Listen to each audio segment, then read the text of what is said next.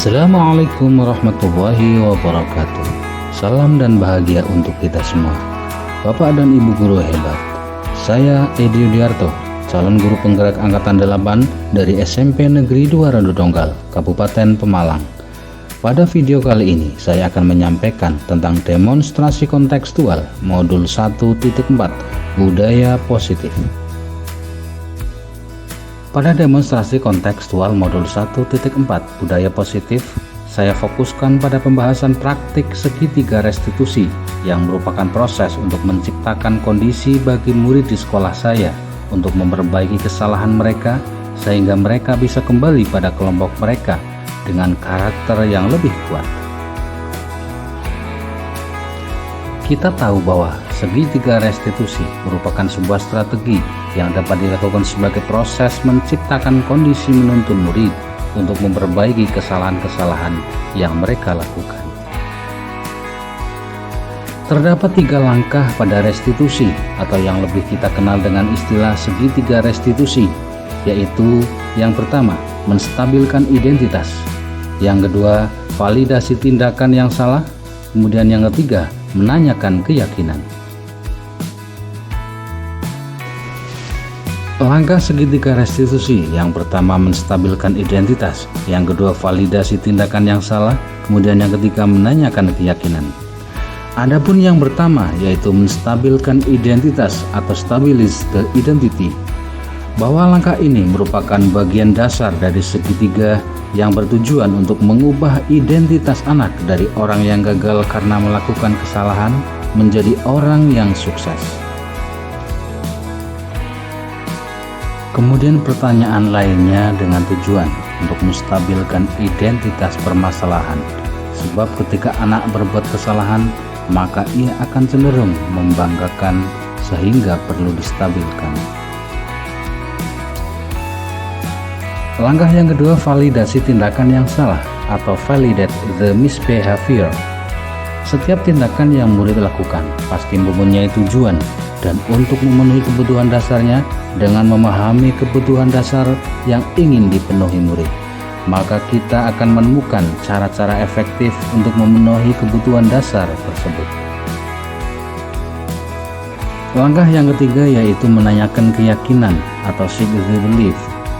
Kita pada dasarnya termotivasi secara internal ketika identitas sukses telah tercapai, yaitu pada tahap 1, dan tingkah laku yang salah telah divalidasi, yaitu di tahap 2, maka anak akan siap untuk dihubungkan dengan nilai-nilai yang dia percaya dan berpindah menjadi orang yang dia inginkan.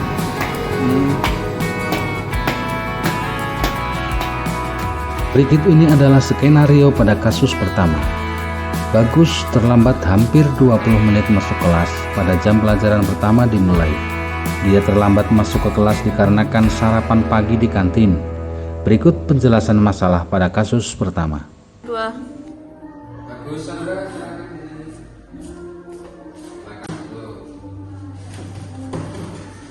Ya, bagus, Sandra. Kamu tahu kenapa dipanggil di sini?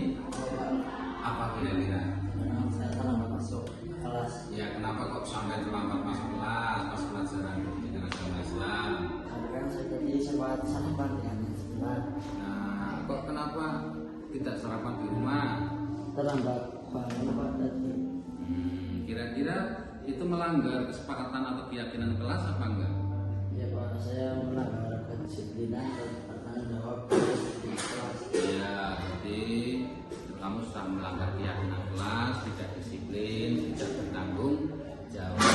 Tidak apa-apa ya, karena semua manusia itu pasti melakukan kesalahan. Al-insanu ma'al khotok wa nisyan. Semua manusia itu diciptakan pasti punya salah. Tinggal kita sebagai manusia jangan sampai berlarut-larut melakukan kesalahan, harus diperbaiki. Saya juga pernah salah, kamu juga melakukan salah, akan tetapi jangan sampai kesalahan itu terus menerus. Ya, bagus ya.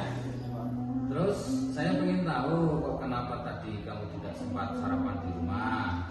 Memang saya terlambat bangun ya Pak. Nah, kenapa kok sampai terlambat Saya masuk? semalam main HP tidak ingat waktu dan itu sampai larut malam Pak. Nah, kira-kira itu baik apa enggak? Kita Pak. Iya, kira-kira apa yang ingin kamu rubah? Kamu ingin merubah mulai kapan kira-kira? Mulai sekarang Pak. Iya, mulai sekarang apa yang ingin kamu lakukan? Saya akan bermain HP singkat waktu, tidak akan tidur sampai larut malam, dan Ya. kita terlambat bangun ke sekolah.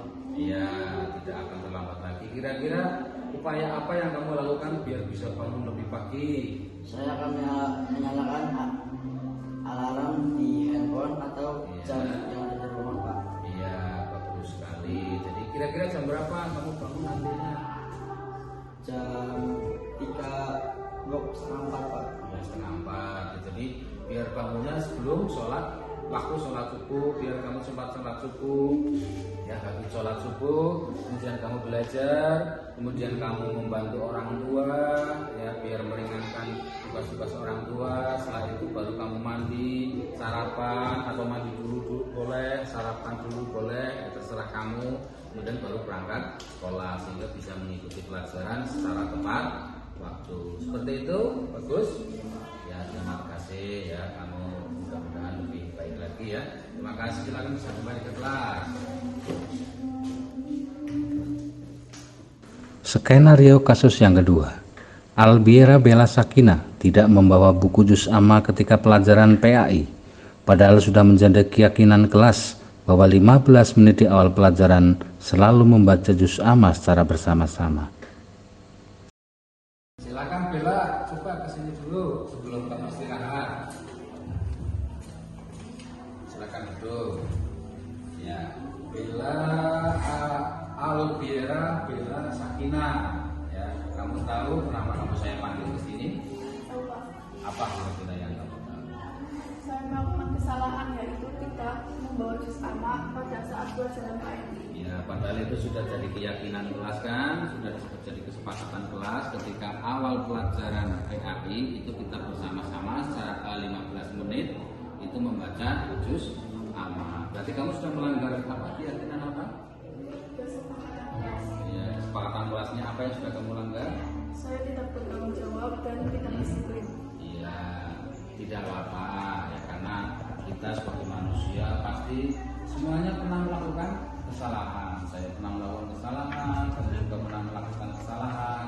Yang terpenting kesalahan itu jangan terus diulang-ulang, jangan sampai berulang-ulang melakukan suatu kesalahan. Kita harus memperbaiki diri ya untuk menuju sesuatu yang lebih baik. Nah, saya ingin tahu Bella, kenapa kok sampai buku juz ammanya itu tertinggal?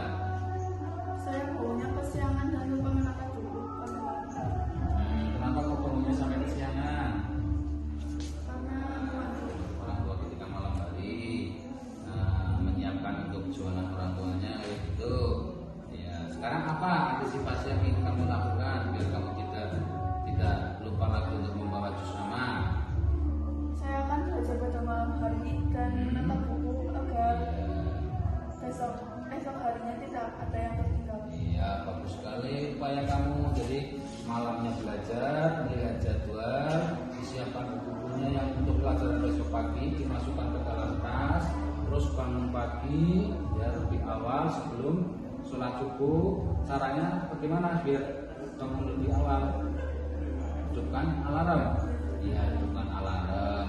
Setelah itu bangun subuh, kamu sholat subuh, terus membantu orang tua lagi, kemudian dilanjutkan sarapan pagi, disiapkan semua buku-bukunya, ya dicek dulu ada yang kurang atau tidak, baru kamu berangkat sekolah. Sehingga ketika ada aturan-aturan yang sudah disepakati di kelas itu tidak dilanggar.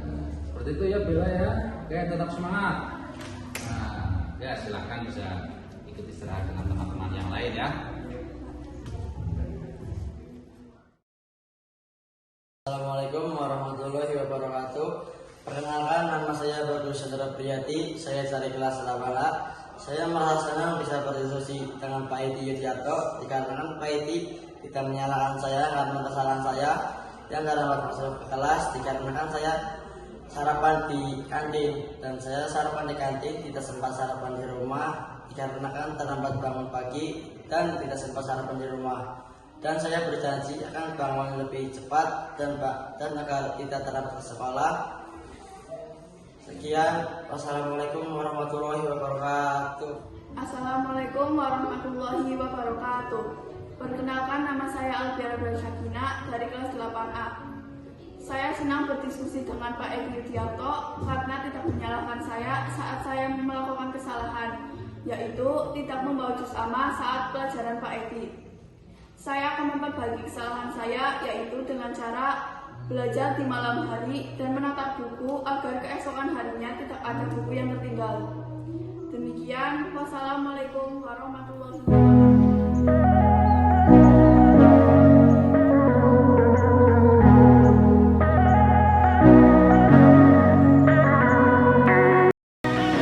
Dari uraian yang sudah disampaikan, maka bisa diambil sebuah kesimpulan bahwa melalui penerapan tindakan restitusi, siswa dapat menyadari dan mengakui kesalahan yang dia lakukan secara terbuka dan sukarela, sehingga memunculkan kesan rasa nyaman dalam diri siswa dan komitmen untuk tidak mengulang kesalahannya.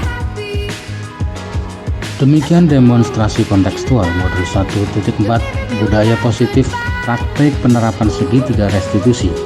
Mudah-mudahan ada manfaatnya untuk kita semua. Apabila ada penyampaian yang kurang berkenan, saya mohon maaf yang sebesar-besarnya. Wassalamualaikum warahmatullahi wabarakatuh.